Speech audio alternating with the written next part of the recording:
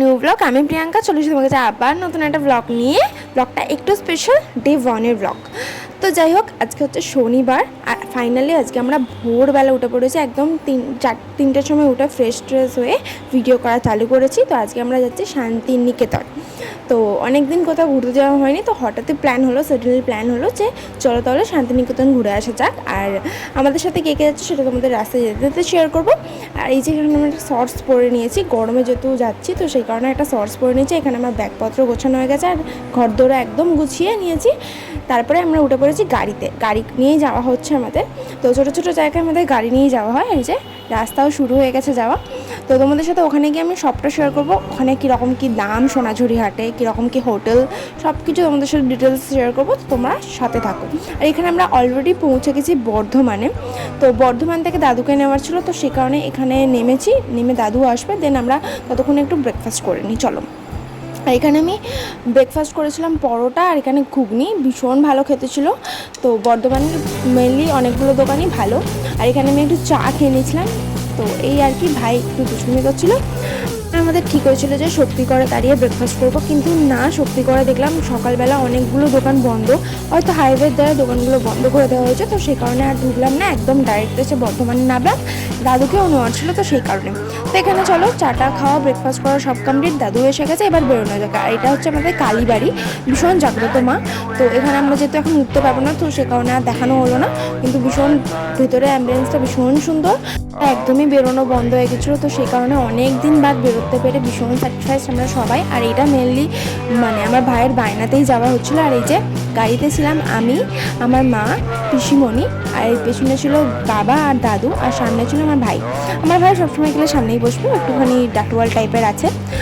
তো এই আর কি, খুব সুন্দর। কিন্তু এই তোমরা যদি কোনোদিনও গাড়ি নিয়ে শান্তিনিকেতন যাও, তাহলে শান্তিনিকেতন ঢোকার রাস্তাতে একদম সাবধানে গাড়ি চালাবে, কারণ ভীষণ এবড়ো খেবড়ো রাস্তা, আর ভীষণ কিন্তু ডাইভারশন আছে। তো সামনে একটা বড় গর্তও আছে, তো সেই কারণে একটু দেখে শুনে খুব সেফলি গাড়ি চালিও। একদম সকাল সকাল বেরোনোর চেষ্টা করো, একদমই বিকেল করো না, কারণ রাত্রির হয়ে গেলে না খুব সমস্যা হয়। আর এই যে তোমরা কি লক্ষ্য করেছো, আমি কিন্তু একটা নিউ হেয়ারস্টাইলের স্টাইল করেছি চুলটায়, কোনোদিনও করি না, তো ফার্স্ট টাইমই করলাম। আর এখানে আমরা সোনাঝুরি হাট অলরেডি পৌঁছে গেছি। হ্যালো, এবার তাহলে আমরা যে রিসর্টটায় আছি সেই রিসর্টটা তোমাদেরকে সুন্দর করে ঘুরিয়ে একটু দেখাই, আর সব ডিটেলসটা তোমাদের সাথে শেয়ার করি। আর আমরা ছিলাম 124 আর 121 নাম্বার রুম নিয়েছিলাম। তো 124-এ ছিলাম আমি, পিসিমণি আর মা, আর 121-এ ছিল আমার বাবারা সব। আর 121 নম্বর রুমটাই ছিল, খুব সুন্দর একটা ব্যালকানি ছিল, ওয়াশরুম ছিল, ওয়ার্ড্রোব ছিল। এখানে প্রত্যেকটা রুমে এত সুন্দর ইন্টেরিয়ার কাজ ছিল না, ভীষণ মন জড়িয়ে যাচ্ছিলো দেখে। আর এখানে বাইরের কমপ্লেক্সটাও এত সুন্দর সাজানো গোছানো।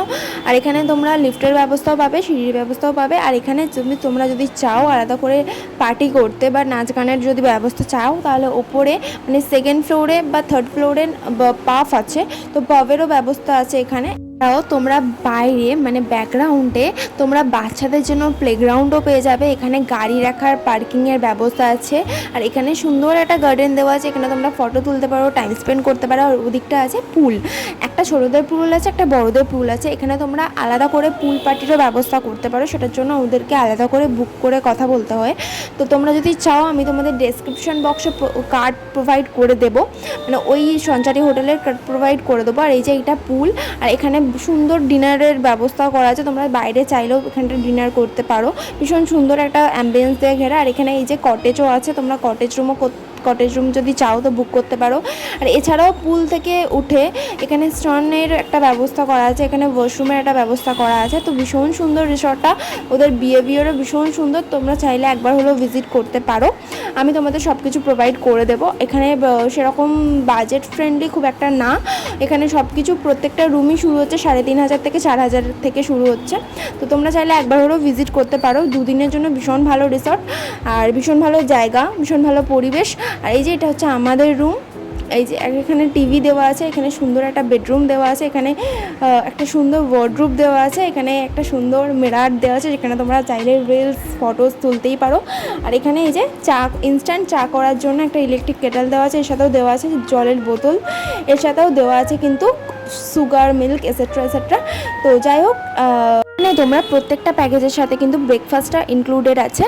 আর এটা কিন্তু 4 স্টার হোটেল। আর এখানে ছোট্ট একটা মিনি ফ্রিজ দেওয়া আছে। তো আজকের মতন ভিডিওটা এতটাই, ভালো লাগলে প্লিজ লাইক কমেন্ট শেয়ার করে দিও। দেখা হবে পার্ট 2-তে। আজকের মতন সবাইকে টাটা।